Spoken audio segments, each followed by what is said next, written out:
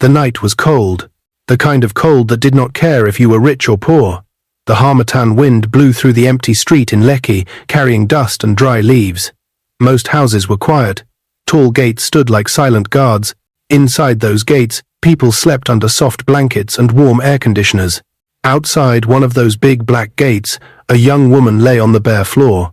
Her name was Sandra. She was only 23. She did not have a blanket. She did not have a mat. She slept on a piece of torn carton that someone had thrown away. Her thin dress did nothing to cover her from the cold. Her arms were wrapped around her body. Her lips were shaking. Her teeth were knocking together. Every breath she took came out as a white fog in the air. "Please, just let morning come," she whispered, voice weak. The gateman had chased her away 3 times already. "Go from here. This is not a shelter," he shouted some minutes ago. But she had no other place to go. Her small black nylon bag was clutched to her chest. It was all she owned in the whole world. Inside it were just 3 clothes and a worn Bible with her name written in shaky handwriting. Sandra Okafor. Her fingers were numb. Her toes were burning and freezing at the same time. A car drove past without slowing down. The light from its headlamps flashed over her face and moved on, like she was nothing. Tears ran down the side of her face and disappeared into her dry hair. Then, in the distance, another car appeared. This one was different. A long black SUV, shiny even in the dull streetlight, rolled slowly toward the gate where Sandra lay. Its headlights cut through the darkness like sharp knives. Inside the car, someone was sitting at the back, watching. The SUV began to slow down. Sandra tried to sit up, but her body felt heavy. Her head spun. The world became blurry. She saw only light, then darkness, then light again. The SUV stopped right in front of her. The back door opened with a soft click. A tall figure stepped out, wearing a dark coat. Expensive shoes touched the dusty ground. A deep, calm male voice said quietly to the driver, "Wait, who is that girl on the floor?" Sandra tried to lift her head to see the owner of the voice, but her vision was fading. Her body finally gave up. Her eyes rolled back, and everything went black. The last thing she heard before she passed out was the same calm voice saying, with quiet shock and anger, "Why is she sleeping here, in this cold, like a dog?" Then, silence. Many hours before that cold night, Sandra had still believed that tomorrow could be better. That morning had started in a small, noisy buka in Aja, where she worked as a dishwasher and server. The air there always smelled like stew, smoke, and sweat. Plates clattered, people shouted orders. Oil splashed. Yet, it was the only place that gave her a little money and a tiny hope. "Sandra, hurry up, wipe that table." "Her madam, Mama fun me," snapped. "Yes, ma," Sandra answered quickly, running to clean up. Her hands were always wet. Her fingers were wrinkled from washing plates in cold water, but she always forced herself to smile when a customer spoke to her. She knew what it meant to be ignored. She had lived most of her life that way. When she was 8 years old, her mother had left her at a busy market in Onitsha. "I am coming, stay here," her mother had said. Sandra had waited. 1 hour, 2 hours. Day became night. Her mother never came back. A kind churchwoman saw her crying and took her to an orphanage. That was where she grew up, watching other children get adopted while she remained behind. "Some children are chosen, some are left," one of the older girls had told her. "We are the ones left." At 18, she had to leave the orphanage because the home could not keep grown adults. Since then, life was a long road of small jobs, small rooms, and big disappointments. Back in the buka, a small TV hung on the wall, showing the news. On the screen, a well-dressed man in a navy blue suit was cutting a ribbon in front of a new building. Cameras flashed around him, reporters pushed forward. "That is billionaire Emeka Nwadinobi," one customer said, pointing at the TV. "He just opened another tech hub. That man has money." Sandra wiped the table and glanced up at the screen for a second. The man on the TV looked calm and serious. He had a kind of quiet power around him. People listened when he spoke. They smiled when he turned their way. "Some people are just born lucky," another customer said. Sandra looked away. She believed that some people were born chosen, but she also believed in hard work. That was all she had. Later that afternoon, something changed. "Come to the back," Mama Funmi said. Sandra's heart jumped. She had been working hard. Maybe her salary would increase. Maybe she would be allowed to sleep inside the shop for some time so she could save money for rent. She stepped into the back room with a hopeful smile. It died on her face when she saw the landlord there, holding a paper. He looked angry. "I told you," he said to Mama Funmi, "no sleeping here. This is a food place, not an orphanage." Sandra's stomach turned. "What is going on?" she asked softly. Mama Funmi crossed her arms. "Your work is fine, but my landlord has refused. He says no one can be sleeping here. You cannot stay again." "But I have nowhere to go," Sandra whispered. "That is not my problem," the landlord said. "If government comes here and sees person sleeping in kitchen, they will close this place." Sandra tried again. "Please, just one more week. I will look for another place." The landlord shook his head. "Today is your last day. After we close, you must go." Her legs felt weak. Last day, no room, no family, no savings. Her salary was small, and she had used most of it to pay off an old debt from her previous house. She finished the day's work like a robot. She served food, she washed plates, she wiped tables, but inside her, something was breaking. When night came and the last customer left, she packed her small nylon bag. It did not take long. She did not own much. At the door, she turned to Mama Funmi. "Thank you for everything, Ma," she said, trying not to cry. "God will help you," her madam replied, but she did not look at Sandra's face. She shut the door and locked it. Just like that, Sandra stepped into the street. The air outside was cooler. Some shops were still open. People laughed and talked like the world was kind. She walked. She tried to think of where to go. She had one friend, Kemi, who lived far away in a crowded room with 3 other girls.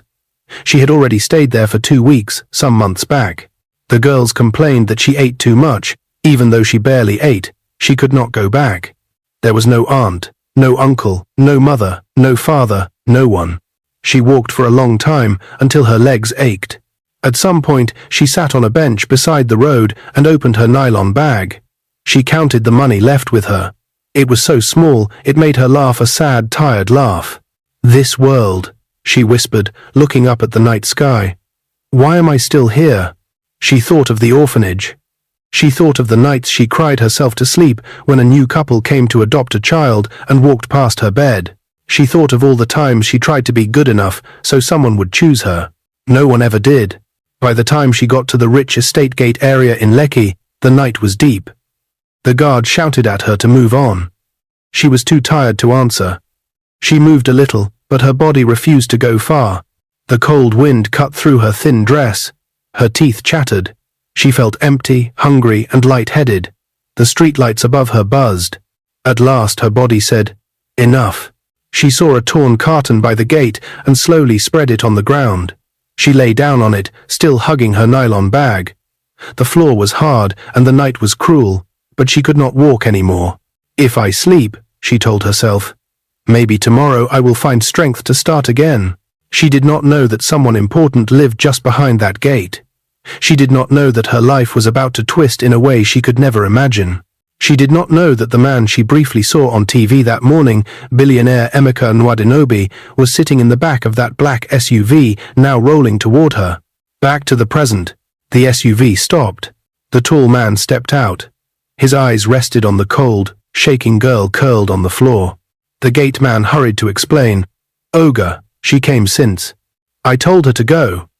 Maybe she is one of those street girls. Just leave her. Will you keep quiet?" The tall man snapped, his voice low but sharp. He moved closer to Sandra. He noticed her thin arms, the way she hugged the nylon bag, the way her lips moved like she was still whispering a prayer in her sleep. He slowly bent down. His shadow fell over her like a shield. "Driver," he said, voice firm now, "open the back door. She is not sleeping here tonight." The gate man stared, shocked. The driver hesitated. "Sir, you don't even know who she is."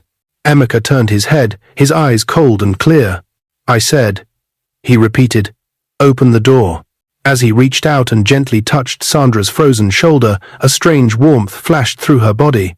Her eyes twitched like they wanted to open. And in that single moment, on a cold, cruel night, outside a rich man's gate, something huge and unseen shifted in her life. The billionaire was about to pick up the abandoned orphan, but neither of them knew that one day she would not just live in his house. She would stand beside him as his wife. Before that day would come, their lives would pass through fire, secrets, and storms. And it all began with this touch of his hand, on a cold carton, under a dark sky. Sandra did not open her eyes right away. She felt something soft beneath her body, something warmer than anything she had felt in months. There was a faint smell of soap and clean air. A slow beeping sound echoed gently around her. Her fingers twitched. Her toes moved. Her heartbeat felt steady. Then she felt a blanket. A real, warm, thick blanket. Her eyes flew open. She wasn't outside anymore. She wasn't on the cold ground. She wasn't hugging her torn nylon bag. She was lying on a bed. A big, soft bed with white sheets that looked too clean for someone like her. Her heart started beating faster. "Where am I?" she whispered. Her voice sounded small in the quiet room. The room was large, with white walls, warm lights, and a clean smell that made her feel shy. A big window was covered with cream curtains. A heater hummed softly near the wall. She sat up quickly, confused and shaking. That was when she noticed something else. Someone was sitting on the sofa across the room. A man. He was tall, and he was wearing a dark, expensive-looking coat. His hands were clasped in front of him. His eyes were calm, but sharp. He was watching her quietly, like he had been waiting. Sandra gasped and pulled the blanket closer.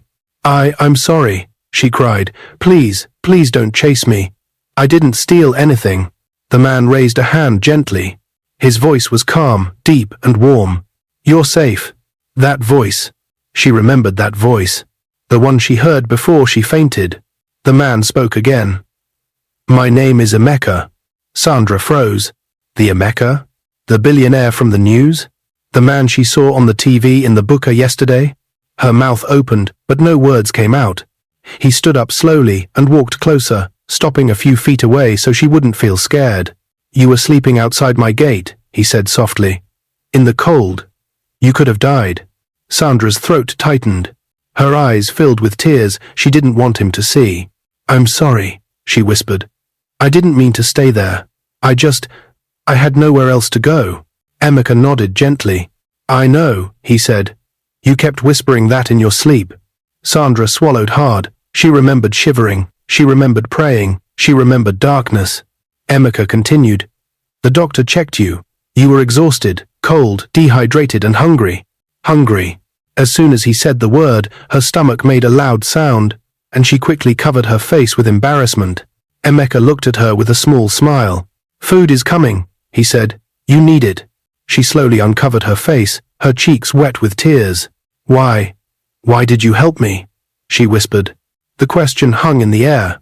Emeka sat down on a single chair beside the bed. He looked at her like she mattered, like she wasn't invisible, like she wasn't a street girl sleeping outside his gate. "Because you are human," he said, "and no human being deserves to suffer like that, not outside my own home." Sandra's chest tightened. No one had ever said something like that to her. He continued, "I asked the guard to pick you up. I brought you inside, and now, you're safe." A tear rolled down her cheek, then another, then more. She covered her face again, crying quietly as everything inside her broke loose. Her years of pain, her nights of hunger, her rejections, her fear, her loneliness, her cold. All of it fell out of her eyes like a river she could no longer hold. Emeka did not touch her. He just sat there, letting her cry. When she finally wiped her face, a soft knock came on the door. The housekeeper entered with a tray. Warm rice, fresh stew, soft bread, and a cup of tea. The smell alone made Sandra feel faint. Emeka gestured to the tray. "Eat." She hesitated. She had never eaten in front of someone rich before. She didn't want to look greedy or uncultured. Emeka noticed her reluctance and spoke gently. "You have nothing to prove here. Eat." She picked the spoon with shaking hands. The first bite made her eyes close. She couldn't help it. It was warm, soft, and tasted like hope. She ate quickly, almost too quickly, but paused every few seconds to look around and remind herself this wasn't a dream. Emeka watched her silently, thinking deeply. When she finished the food, she placed the spoon down slowly. "Thank you, sir," she whispered. "You don't have to call me sir," he replied. "Just call me Emeka." "But you're a billionaire." She said it the way a child would mention a king. He almost laughed, but he held it in. "I'm still a person." Sandra looked down at her hands. She still couldn't understand why he was being kind. "Are you married?" she asked softly, her voice careful. He hesitated. "No," he said, "not anymore." Sandra nodded slowly. A quiet moment passed. Emeka stood up. "You can stay here tonight. Tomorrow we will talk about what you want to do next." Her head snapped up in fear. "Tomorrow?" she whispered. What if tomorrow you change your mind? What if your guard chases me again? What if someone says I'm not allowed to be here?" Her voice cracked at the end. Emeka looked straight into her eyes. "No one in this house will touch you," he said. "No one will insult you. No one will chase you. You have my word." She hugged the blanket tightly. "Rest," he said gently. He walked toward the door. Before he could open it, she spoke again very softly. "Emeka." He stopped and turned. "Yes?" Sandra looked up at him with eyes that held years of pain and a small spark of new hope. "Why? Does it feel like you saved me tonight?" He stared at her for a moment. "I didn't save you," he said quietly. "I only brought you inside. The real saving will depend on what you choose to do next." He opened the door. But before he stepped out, he said something that made her heart stop. "And Sandra, your life is about to change, more than you think." The door closed. Sandra swallowed hard. A billionaire had taken her into his home, fed her, spoken to her like she mattered, promised her safety. But he had no idea that her arrival in his house would soon bring secrets, danger, and storms he never expected. And neither of them knew that the next decision he was about to make, the one he would announce the following morning, would shake both their lives forever.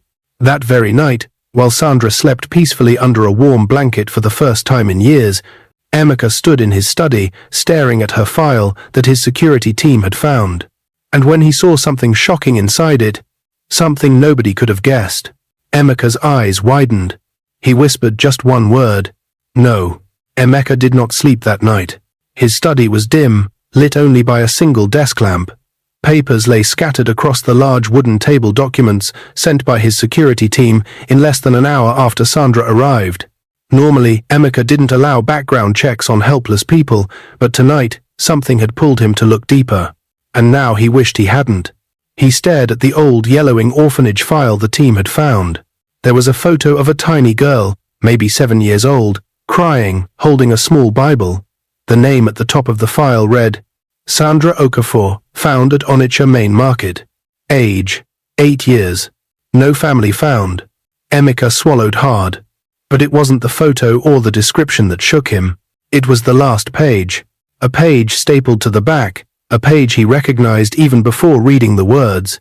A charity report from Nwadinobi Foundation, signed 12 years ago, with his signature at the bottom. Emeka pressed a hand against his head, his heartbeat loud in his ears. 12 years ago, his foundation had donated food, clothes, and school supplies to several orphanages.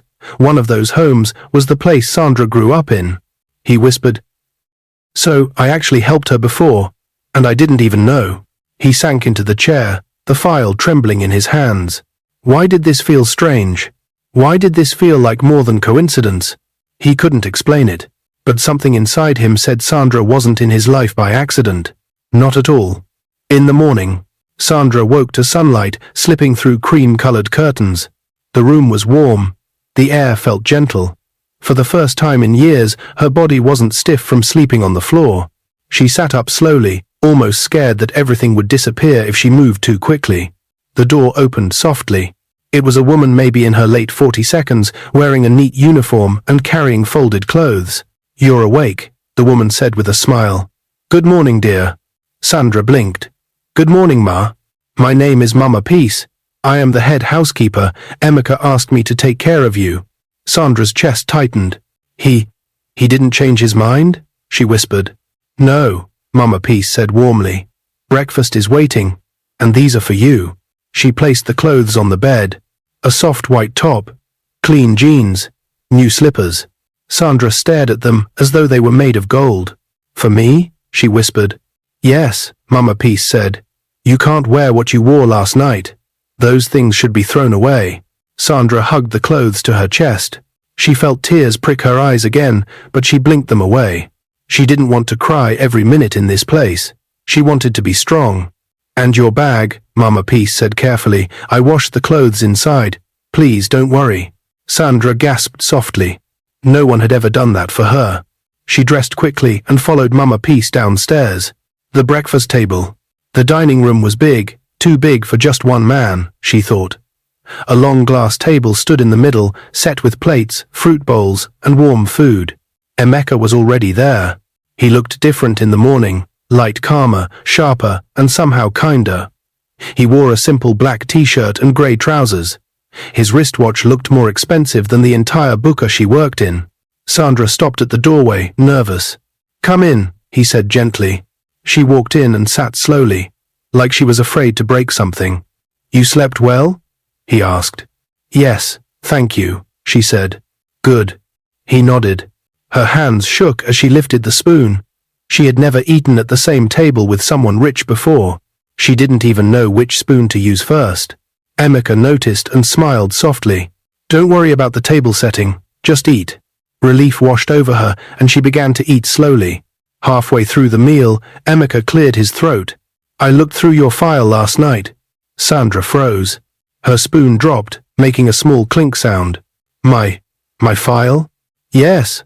I asked someone to find more information about you. Sandra's eyes widened in fear. Her voice trembled. I didn't do anything wrong, I promise.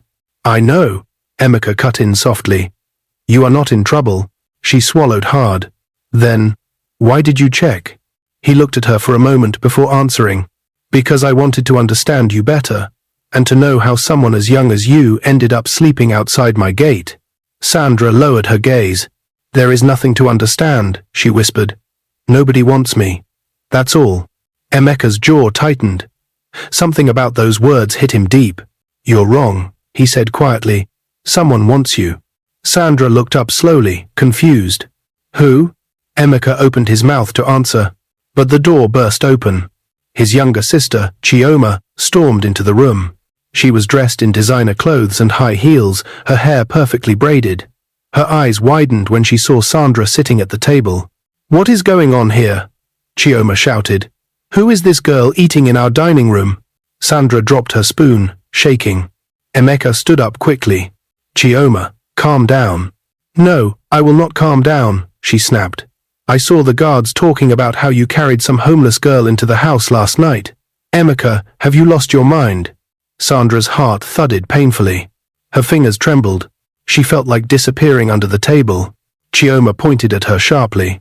Why is she wearing new clothes? Why is she eating here? Who is she to you? Emeka took a slow breath. His voice was firm. She is someone I chose to help. Chioma scoffed loudly. Help? Emeka, are you serious? In this Lagos? You brought a stranger into the house? What if she's lying? What if she's dangerous? Sandra stood up quickly, tears filling her eyes. I'm not dangerous, she cried. Please, I'll go, I'll leave right now. Just, don't fight because of me. She grabbed her nylon bag and stepped back from the table. Emeka turned sharply. No, you're not going anywhere. Chioma's eyes widened. What did you just say? Emeka stepped beside Sandra and spoke clearly, loud enough for everyone to hear. She stays, and I won't repeat myself. Chioma's mouth fell open. The room went silent. Sandra stared at Emeka, shocked. Her chest tightened, her heart pounding in disbelief. Why was he defending her this much? Who was she to him? Chioma took a slow step forward. Emeka, tell me the truth, she said quietly. Who is this girl to you? Why are you protecting her like this? Emeka looked at Sandra. She looked at him. Something heavy hung in the air between them. Then Emeka said words that made Sandra's knees almost buckle. Because she is the girl whose life is tied to mine, in ways you cannot understand yet. Sandra's breath caught. Chioma gasped. And before she could ask what that meant, Emeka added something even more shocking. And I'm not sending her away. In fact, he turned fully to Sandra. I plan to keep her close. Sandra's eyes widened. What? What do you mean? She whispered. He looked straight at her. I mean, he said calmly, that your place is not outside my gate, it is here. Sandra's legs weakened. Her heart raced. What was happening? What did he mean? Why was he looking at her like that? Before she could process it, a phone rang loudly on the table. Emeka picked it up. His face changed instantly. His eyes darkened. His jaw clenched. He dropped the phone and looked at Sandra with a seriousness she had never seen before. We need to talk, he said. What? What is it? She whispered. He hesitated. Then he spoke slowly. Someone just reported you. They said you ran away from something. Something dangerous. Sandra's heart stopped. Chioma screamed, I knew it. Sandra froze like a statue. Her lips trembled. I didn't run away from anything, she whispered, but her voice cracked in a way that said she was hiding something. Emeka looked at her closely. Sandra, tell me the truth, he said, stepping forward gently. What are you running from? A tear rolled down her cheek.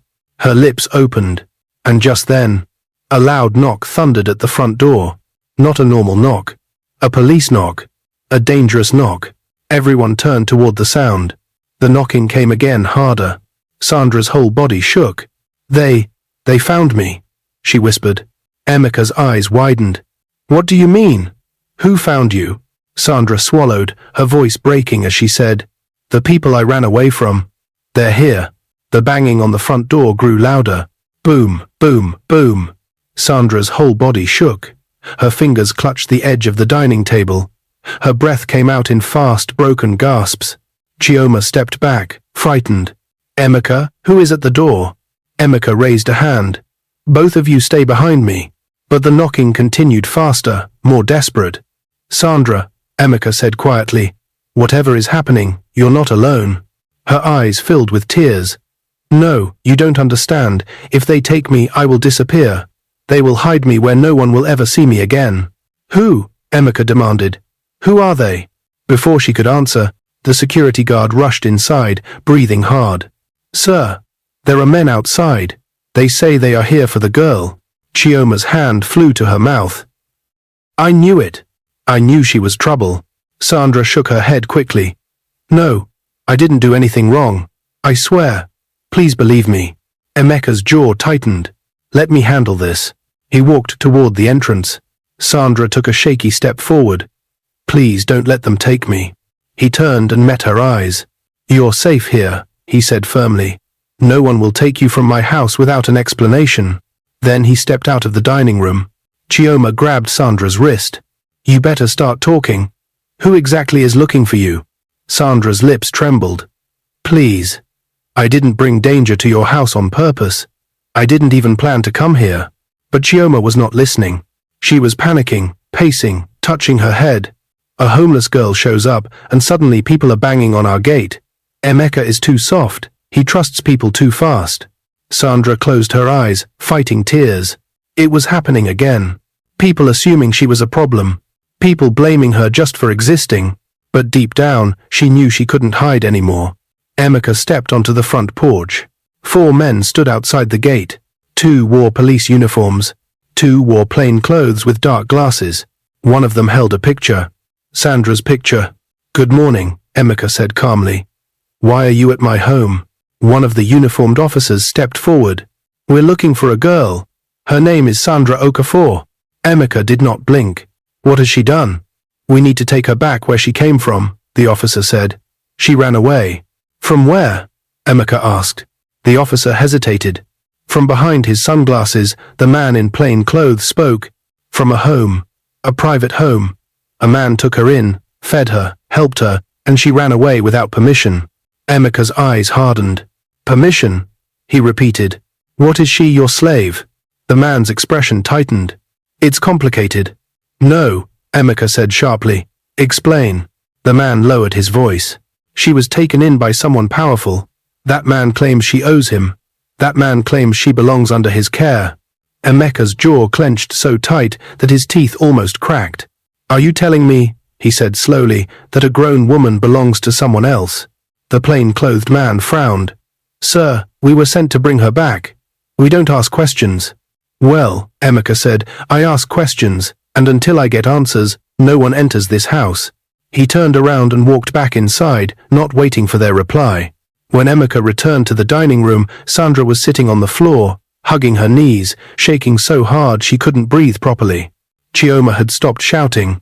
Now she just stared at Sandra like she was trying to solve a puzzle. Emeka crouched beside Sandra. Sandra, he said softly, they say you ran away. From someone powerful. Tell me the truth. What are you hiding from? Sandra lifted her face. Her tears were fresh, uncontrollable. I didn't steal anything, she said first, fast, desperate. I didn't hurt anyone.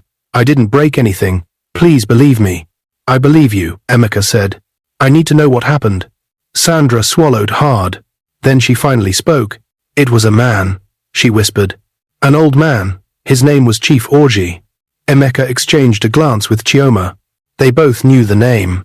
A cruel man. Rich. Influential. Feared. Sandra continued, voice cracking. He picked me from the street 2 months ago. I was starving. Sick. Almost dying. He took me to his house. I thought God had finally remembered me. She wiped her tears roughly. But he didn't want to help me. He wanted to own me. Emeka's fists tightened. Sandra's voice shook harder. He said he saved my life. So now my life belonged to him. He kept me in his mansion. He took my bag, my clothes, my ID, my phone, everything. He said I could not leave without permission. She covered her face. He wasn't touching me. Not yet. But he watched me all the time, controlled where I went, controlled what I ate, told me when to sleep, told me when to wake up. Her hands dropped, revealing wide, terrified eyes. I was a prisoner. Chioma gasped. Oh my God. Sandra continued. One night, he said something that made me run. He said, soon, you won't need to worry about the outside world. You won't be going there again. He said he would keep me forever. A fresh wave of tears spilled down her cheeks. So I escaped. Through the back gate, I hid between the buildings until morning. I ran every day until my legs hurt. I came to Lagos because I thought he wouldn't find me here. She shook harder. But he has power everywhere. Her voice dropped to a whisper. And now, he found me. Silence fell on the room. Chioma slowly stepped backward. This is too big. Emeka, this is dangerous. Emeka stood up, his eyes dark, sharp, filled with a fire no one could argue with. I don't care who this chief thinks he is, he said. No one owns another human being. He looked at Sandra. You escaped him once. You will not go back. Sandra swallowed. Emeka, they will force me. He shook his head. Not while you're under my roof. She stared at him like he was a miracle she didn't deserve. Then, boom, boom, boom. The knocking grew violent. The entire door shook. This was no longer a request. It was a threat. Emeka turned to his guards and shouted, Lock the door, now! 2 guards rushed forward and slid thick metal bolts across the entrance. Sandra covered her ears, trembling. Chioma grabbed her arm. Emeka, she whispered, they're going to break the door. Boom, boom. Sandra's heart raced. Her breathing turned sharp, fast, panicked. Emeka, she whispered, voice shaking terribly. If they take me, I will never come back. He moved toward her, his voice steady, strong. I won't let them take you. Then suddenly, the banging stopped. Silence. No one moved. Then a voice outside called, Mr. Emeka, we know she is inside. If you do not hand her over, we will come back. With a court order. Sandra felt the blood drain from her face. Chioma clutched her mouth. Emeka stood still for a long moment. Then he said 5 words that shocked them all. Let them bring the order. Sandra gasped. Emeka. No. They will take me. He turned to her, eyes blazing with a quiet, dangerous strength she had never seen before. Not if I marry you first. Sandra froze. Chioma's mouth dropped open. The entire room turned to ice. What? Sandra whispered. Emeka stepped closer. If you become my wife, no one can claim you, no one can take you, not even a powerful man like Chief Orji. Sandra shook her head, overwhelmed. But why? Why would you do that for me? Emeka breathed in slowly. Because you deserve freedom, he said softly. Because someone needs to protect you. Then he added, voice lower. And because something in me refuses to watch you suffer again. Sandra's knees buckled. He caught her. Chioma stared, speechless. Sandra's heart raced faster than ever. Emeka. You can't marry me, she whispered. I'm a nobody. You're not, he said. And then? The front gate, outside, swung open. Chief Orgy's men had returned. This time, with more cars. Sandra's scream caught in her throat. Emeka turned sharply. It's time, he said, his voice deep, steady and final. If I don't marry you today, they will take you. Sandra trembled in his arms. Emeka, what do I do? He held her shoulders gently. Say yes, he whispered, and I will protect you with everything I have. Before she could answer, the living room window shattered. Men in dark clothes stepped onto the compound. Chioma screamed. Sandra clung to Emeka. And he said one last thing. Choose now, Sandra. Do you trust me, or them? The sound of shattering glass filled the living room. Sandra screamed and clung tighter to Emeka's arm. Chioma ran behind a pillar, shaking. The guards rushed toward the broken window, shouting into their radios. Outside, Chief Orgy's men were stepping into the compound, slow, confident, dangerous. Everything happened too fast. Yet Sandra felt every second like it was happening in slow motion. Her heart pounded. Her chest tightened. Her legs shook so badly she could barely stand. Emeka, she whispered, voice cracking. They are already inside. Emeka stepped in front of her, blocking her with his body. No one will take you, he said firmly. But how? She cried. They have police. They have power. They have everything. He looked at her quickly, his eyes sharp but gentle. I need your answer. Now. The guards outside were shouting. Chioma was crying. The men were moving closer to the front door. Sandra, Emeka said again, voice low, steady, urgent. If you become my wife, you cannot be taken. Marriage gives you legal protection. You will have my name. You will have my shield. She shook her head in panic. But I'm not good enough, she said, trembling. I'm poor. I'm nothing. I slept outside your gate yesterday. He stepped closer. And I found you, he said. And I saw your heart before you said one word.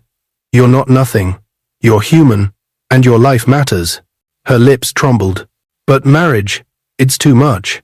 The broken window rattled again. A man in dark clothes stepped forward, shouting, Mr. Emeka, stand aside. We are taking the girl. Sandra's knees buckled. Emeka caught her.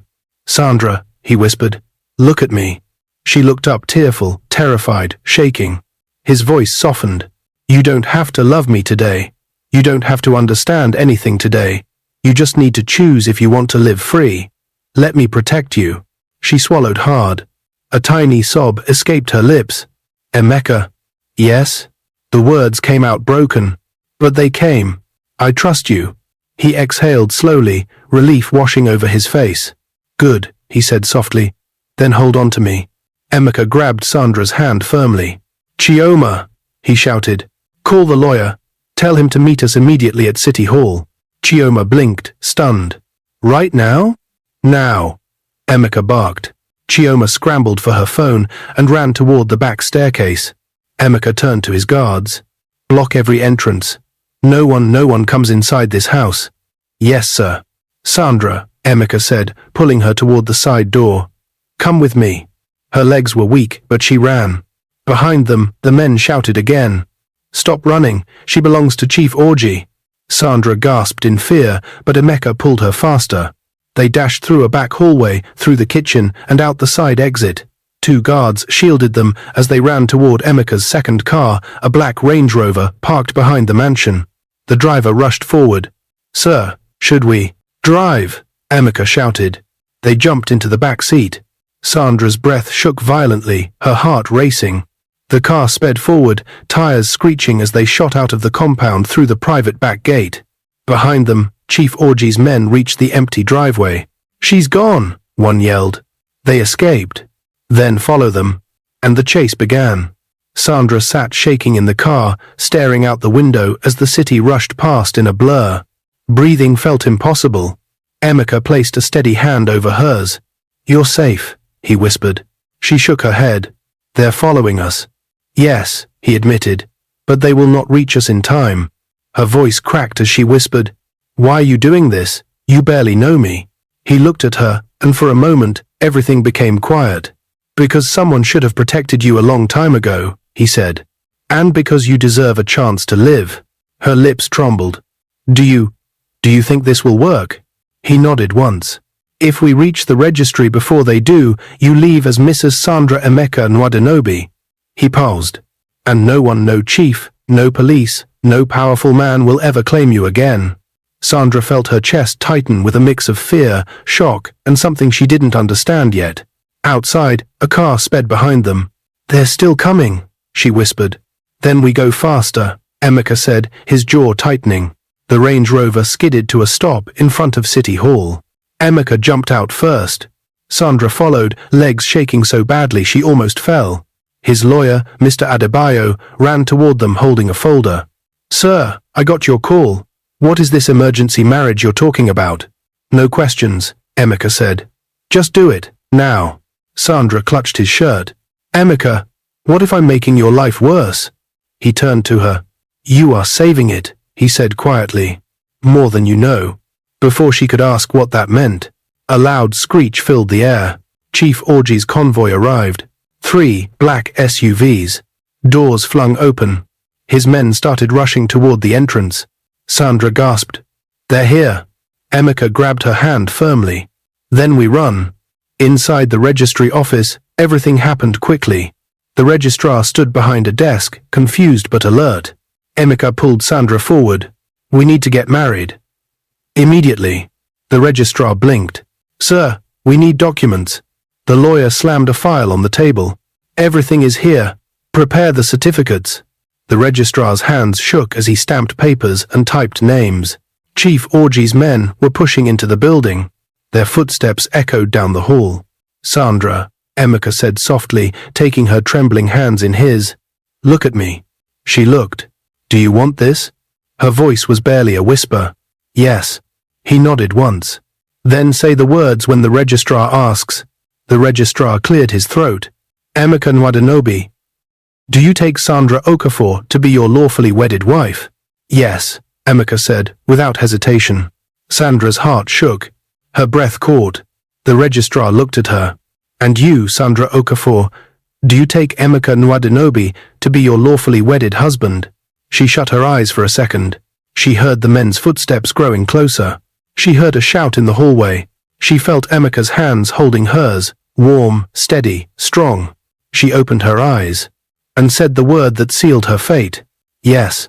The registrar stamped the certificate. "You are now." The door burst open. Chief Orgy's men stormed inside. But they were too late. The registrar lifted the signed papers. "Legally married." Sandra burst into tears. Emeka pulled her into his arms as the guards stepped forward to block the angry men. Chief Orgy's men stood frozen, powerless. Sandra was no longer a runaway. She was no longer a nobody. She was Emeka's wife. And that changed everything. When they finally returned to Emeka's mansion that afternoon, the compound was quiet. The danger was gone. Sandra stood in the living room, still shaking, still confused, still overwhelmed. Emeka stepped closer. "You're safe now," he said. She lifted her eyes slowly. "Emeka," she whispered. "What happens next?" He looked at her deeply. "Now," he said gently, "your real life begins." She swallowed hard. "Why did you do all this?" she whispered, voice trembling. He breathed in slowly. "Because last night, when I saw you on the ground outside my gate, something in me said you were sent to me for a reason. And when I read your file," he posed, "I realized that reason was bigger than I thought." Sandra's brows furrowed. "What do you mean?" Emeka reached into his pocket and handed her the old orphanage file. "Look at the charity signature," he said. She opened it and froze. The signature at the bottom of the page read, "Donation authorized by Emeka Nwadinobi, founder." Sandra's eyes widened. Her heart thudded. "You helped my orphanage?" she whispered. 12 years ago, Emeka said softly. "I helped feed you before I ever met you." Tears spilled down her face again, but this time not from fear. Something deeper. Something impossible. Something that felt like destiny. Emeka wiped a tear from her cheek. You were never alone, Sandra, he said quietly. Not then, not now. She looked up at him, for the first time not with fear, but with something new, something warm, and trembling, and hopeful. She whispered, Thank you, husband. He smiled softly. Get some rest, Sandra. Your new life has only begun. If you like this story, comment, share, and subscribe to our channel for more interesting stories.